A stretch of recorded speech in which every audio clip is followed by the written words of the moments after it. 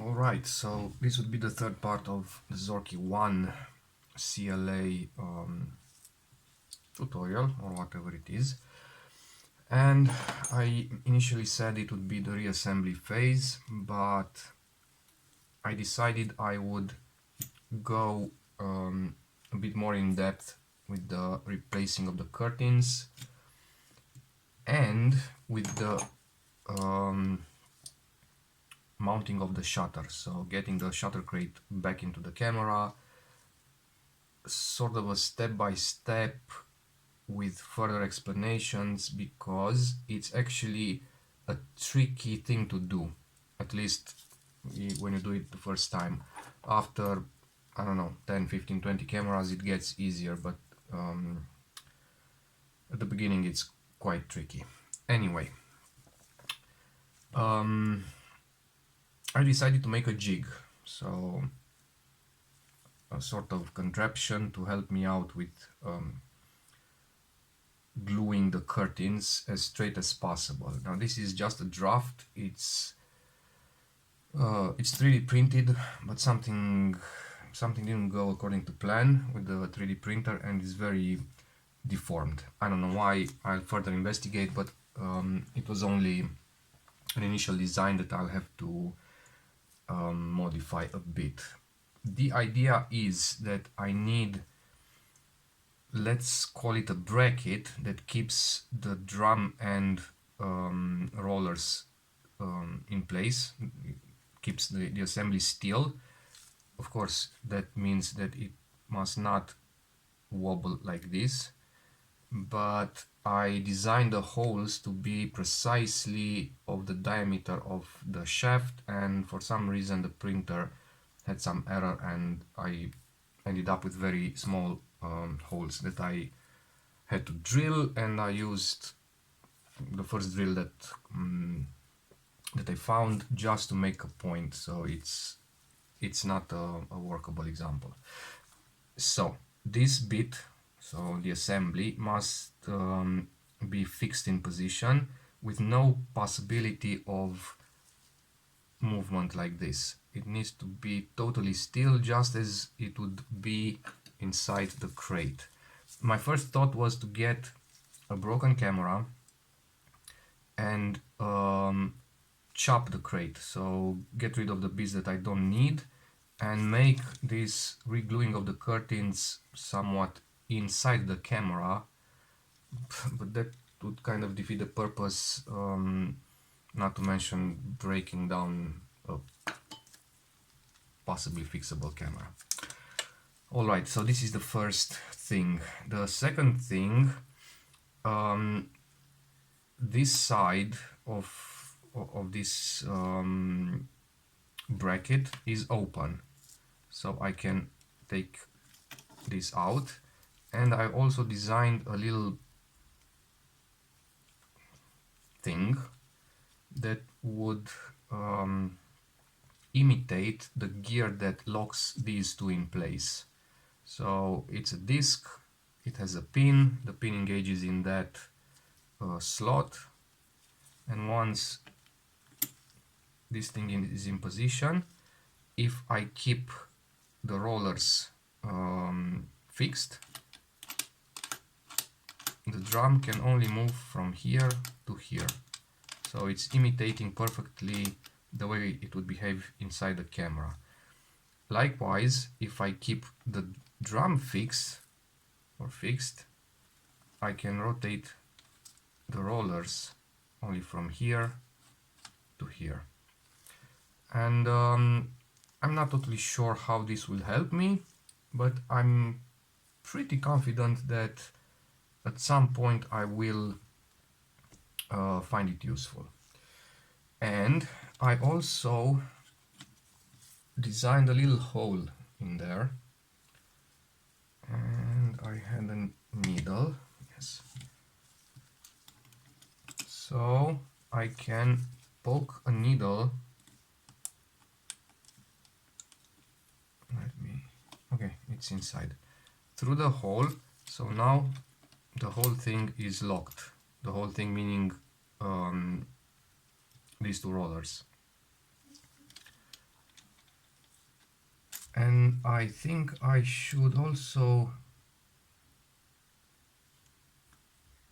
add something to this bit so that it can lock the drum as well. That would be a good idea. All right, what else do I want to do on this part? Well, first of all, this is removable. It had three pins, one broke, one I had to file off, and now it's only mounting on one pin. Doesn't matter right now. I will make this part a bit smaller, and actually it will be up to here, so actually half of the hole. The other half will be in a top cap that I can put on, probably with two holes and two pins, so that I can get this thing in place.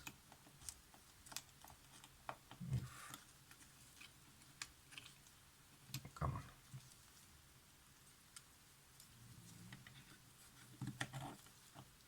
All right, and then put the top cap on, so this cannot lift. Then on the bottom side, I have these two little blocks that have holes inside, and they lock these rollers in place. And I can lift them. I won't do it right now, but I can lift them, separate them, take the roller off, and put another one on. For instance, this one. So I can glue the curtains in turn. One curtain first, the second curtain after. Now, I initially designed these holes, so it's pretty much a stack of round holes that overlap something like this. And both these little blocks have two pins. See, two corresponding pins. And that pretty much means that I can move the blocks to adjust for length. That was my initial idea, but now I'm thinking that it's kind of rudimentary and it limits me quite a bit. So I think I will actually make a single piece like this one that actually clamps on the sides of the bottom plate, and probably instead of these holes I will make two shallow grooves parallel to one another, so the whole assembly can move up and down, front to back. And since the piece clamps the edges and it also rides inside the grooves, obviously it will have no play or side play or left to right play, so it will have no chance of moving like this, which would translate into having no parallel edges. The whole idea is to keep everything as squared as possible. That's the biggest challenge. Of course, for this I will need a very accurate print, otherwise it will be either loose or it will not fit. If it doesn't fit, I'll have to make adjustments. The adjustments are made by hand, and that will probably lead to errors that will compromise the whole idea. And the third thing that I need to design, and I was considering it right now, this is the old curtain, the old first curtain of the Zorki, and I used it as a template example something. So let's say it's in fact the second curtain. That means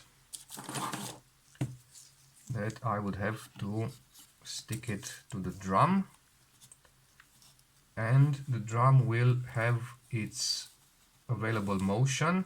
That means this edge will move from, let's say, point A to point B. Now I can design it to stop somewhere, but I also need to somehow keep the metal edge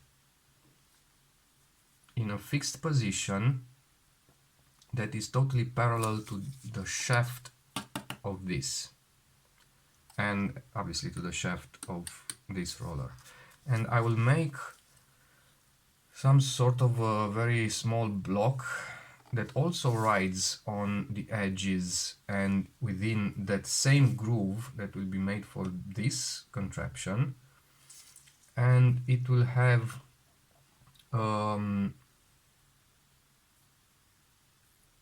a groove inside that will accommodate the metal bar and of course the curtain.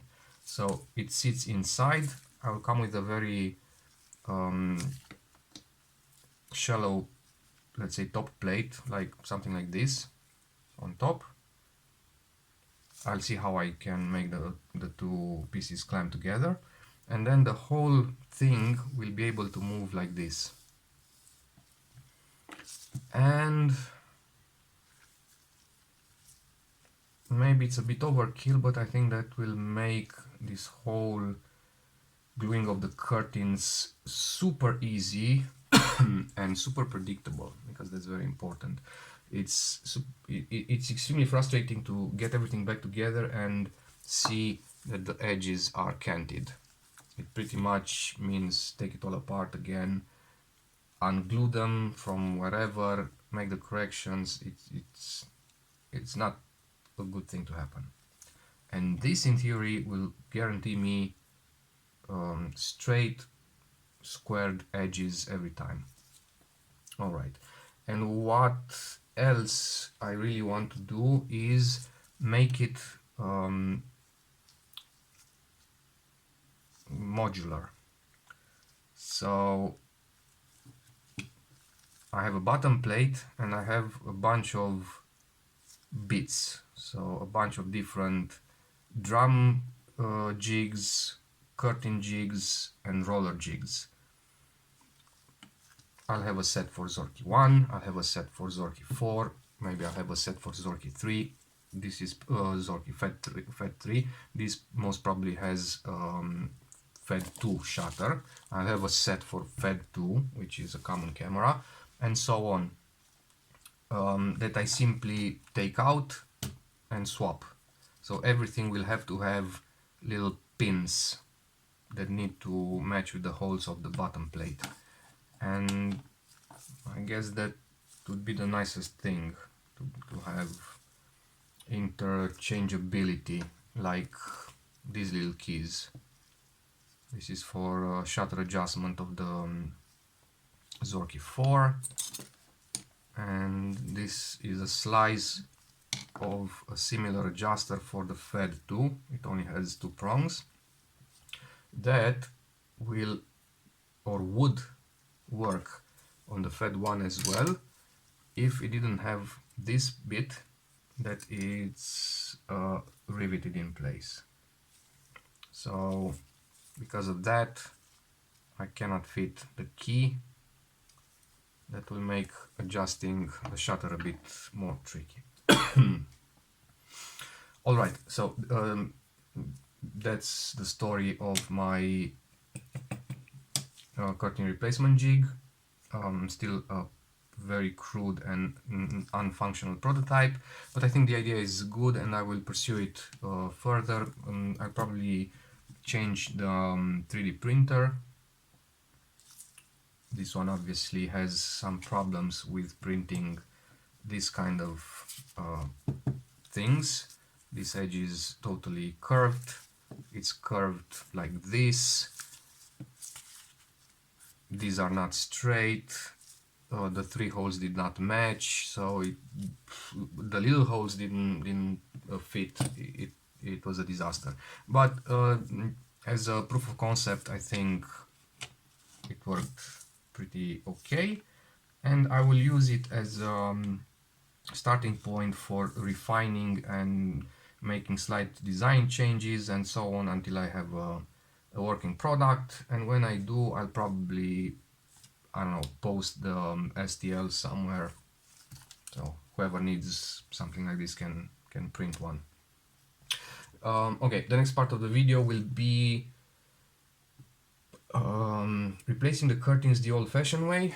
So I will use my gridded mat. It's a cutting mat, it has squares, easy to use, and I will go again through the steps that I use when replacing the curtains. It's a lot slower, a lot trickier, and it's a lot easier to get things wrong. But I did change, I don't know, 15 sets of curtains or something last year, so it will have to work this way for the time being.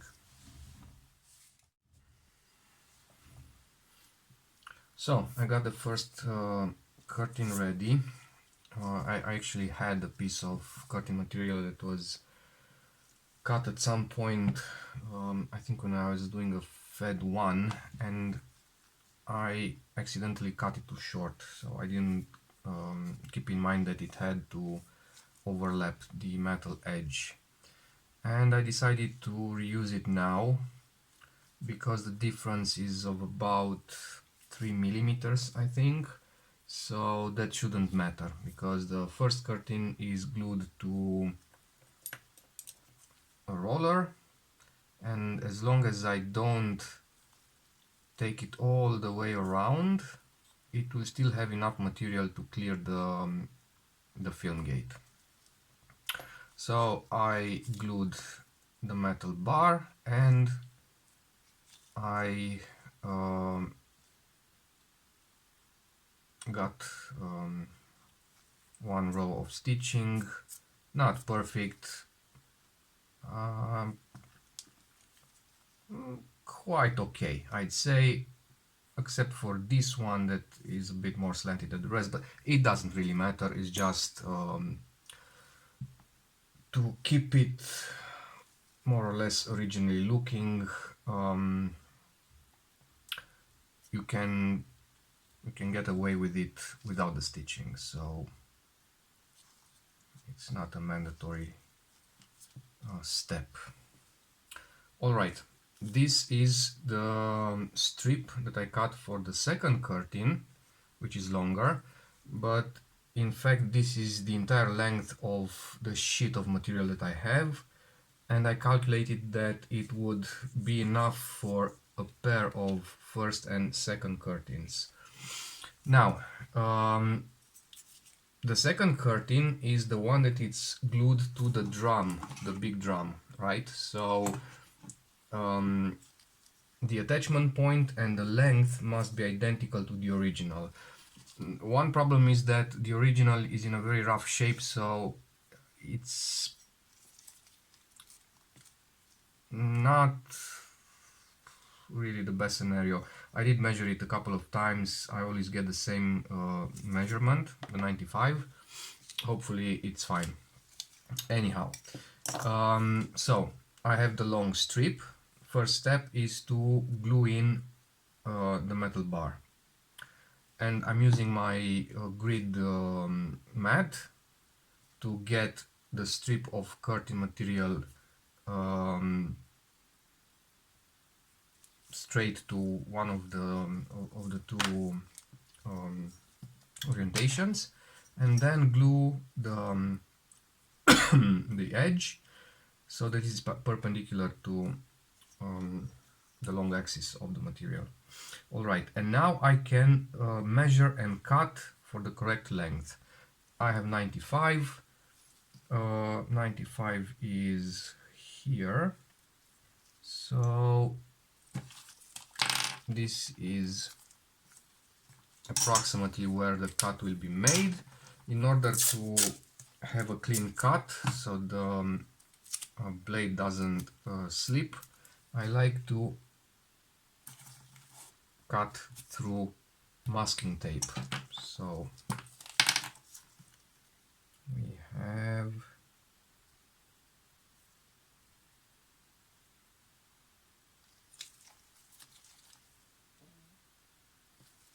95,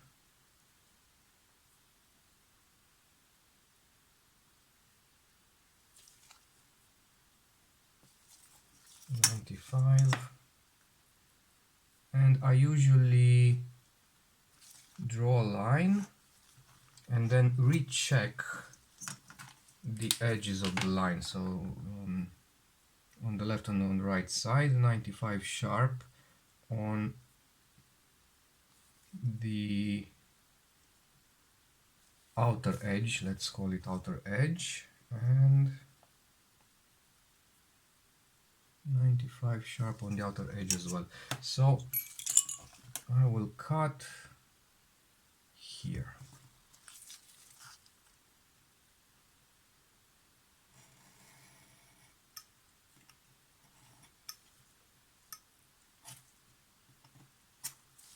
All right.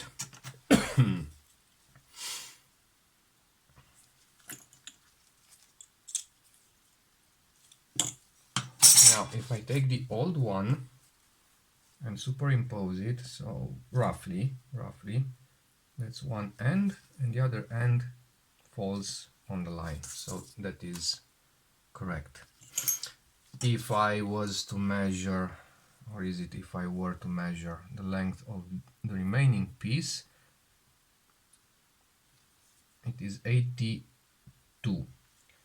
The measurement for the first curtain on this camera was 75, so I have a difference of 7 millimeters, which is more than enough to overlap the metal edge. And for that I will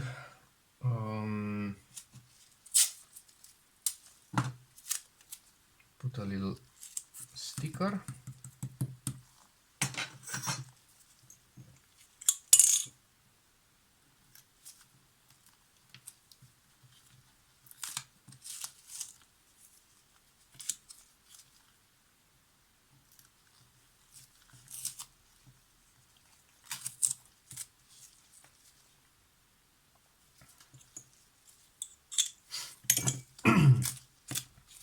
And the sticker will say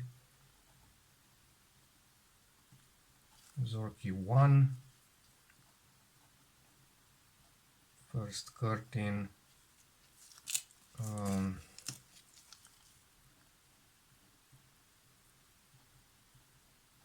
82 millimeters total. And now this little piece of curtain material will go to storage for another day.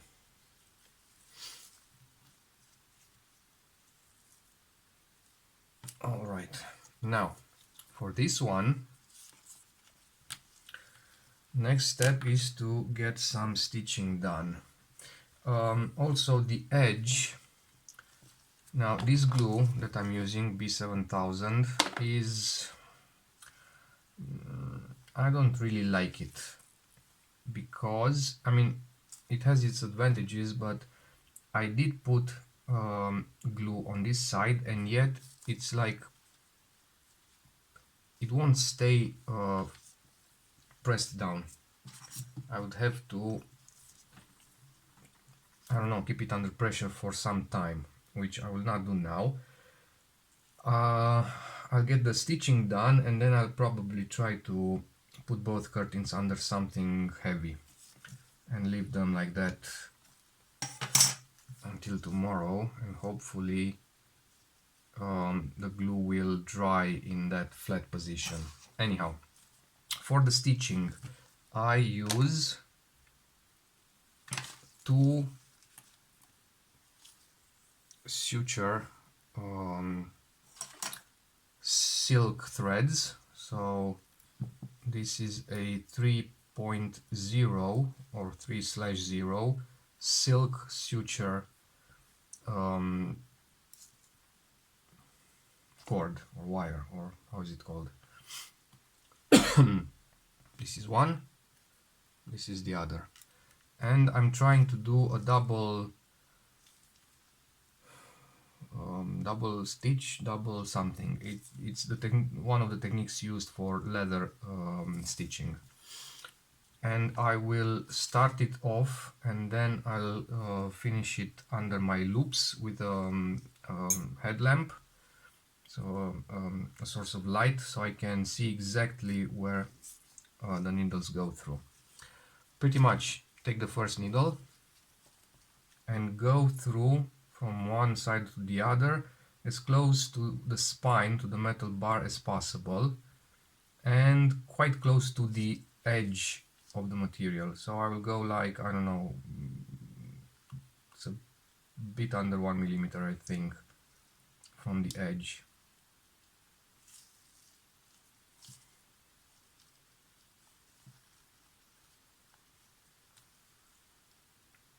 And take the thread almost to the end. Then take the other needle and go from the opposite side as much as possible through the same hole. And this is what I use the loops for. I still have a good eyesight, but still it's a lot easier to work under magnification. My loops are 3.5x, and the attachment light is super useful. Okay, pull it almost to the end, and now just to make sure that I don't pull one of the threads through by mistake, I will make a notch, not a notch, a knot on the end.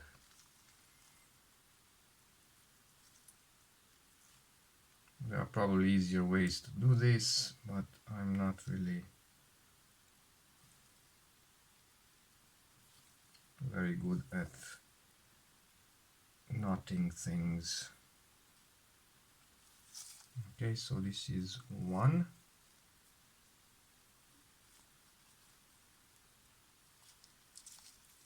And I will make another one to secure the first.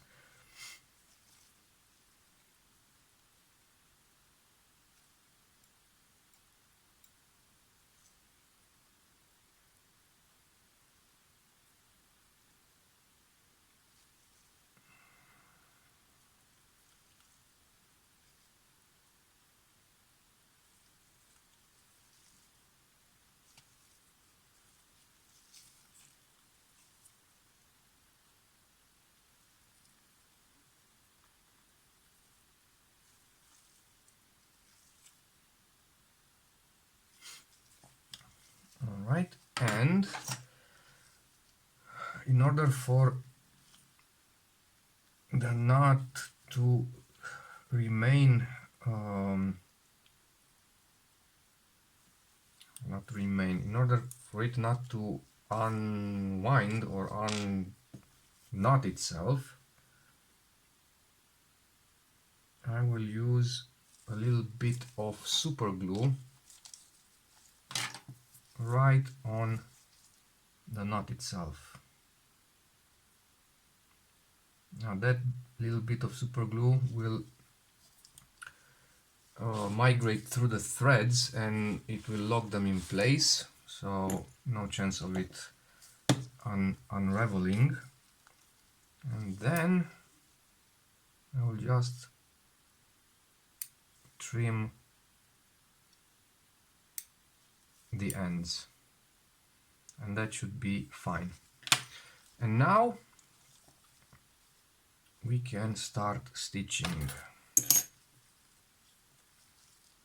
I'll just make a couple and then I will fast forward.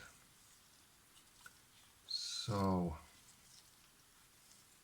this is the first.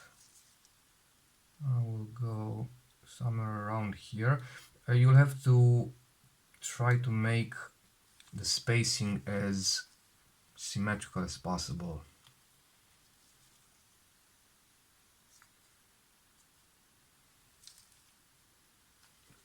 So this is one, and now for the other. The other has to go through the same hole as the first one. So I'll pretty much try to poke the wire itself. It's not wire, but I have a lapsus.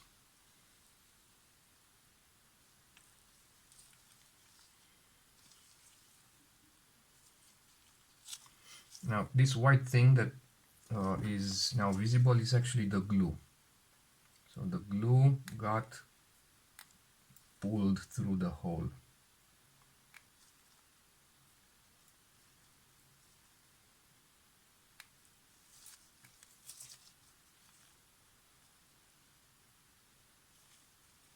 Okay, that's one.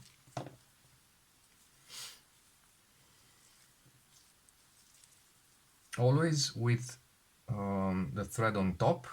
Damn. You initiate the next passing, so next pass through. This is one.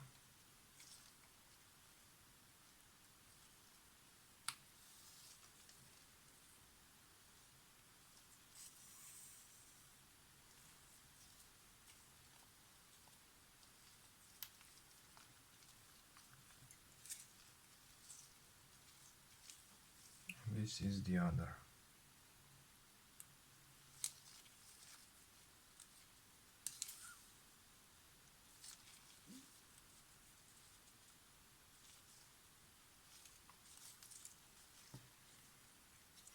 All right. And so on and so forth until I reach the other end.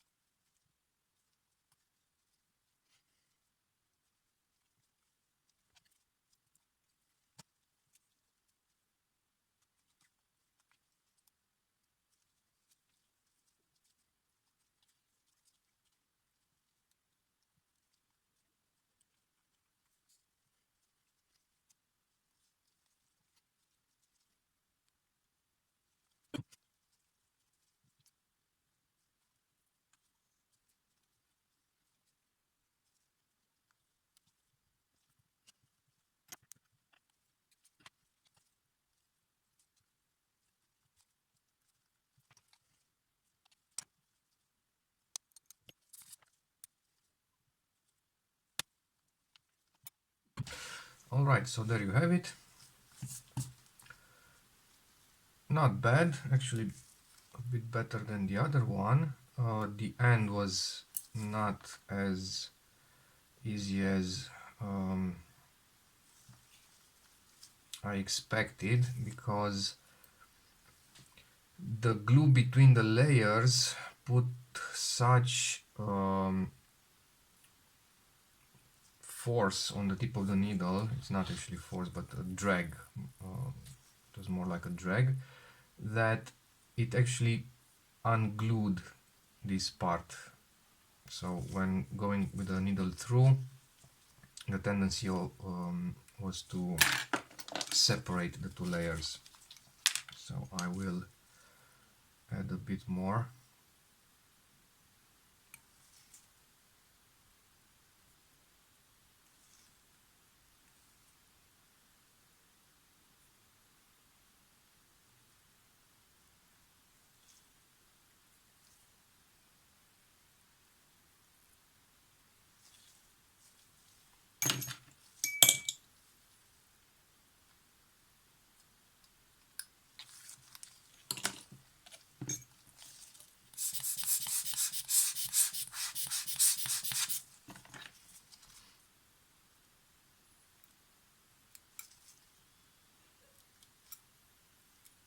The good thing about this glue is that in case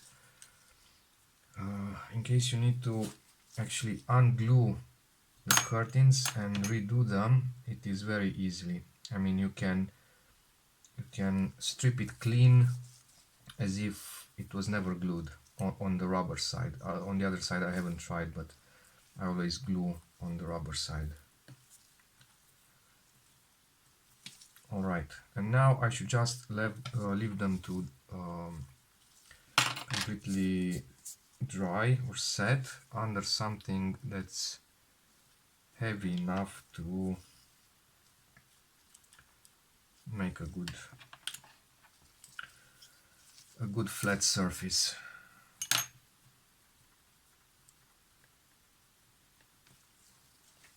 Alright, next step will be to actually attach ribbons, which is pretty much the same procedure. I will not use stitching on the ribbons. They were stitched in the original form, but the material is either different, so the yeah, it is different.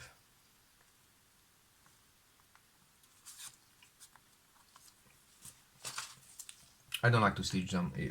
The stitches pull on the ribbon material, and it's not really okay. And last time I did this trick with the super glue on the knot of the ribbon. It actually penetrated and dried the entire end of the ribbon, and when the two curtains would move one past the other, they would actually hang. So one would hang on the other and pull it along. So that's not okay. Therefore, I will not use stitching, only glue. It's more than enough. I can use a larger overlap, so if in the original state the ribbons would overlap around the metal bar, like, what is that, 2 millimeters, 3, no, almost 5 millimeters. I could use, I don't know, maybe 7, and that's enough contact area to ensure that they will not unglue themselves. Alright, and that means that the reinstallment of the shutter will only happen in the fourth part, because that's a different chapter altogether. Yeah, and that's about it.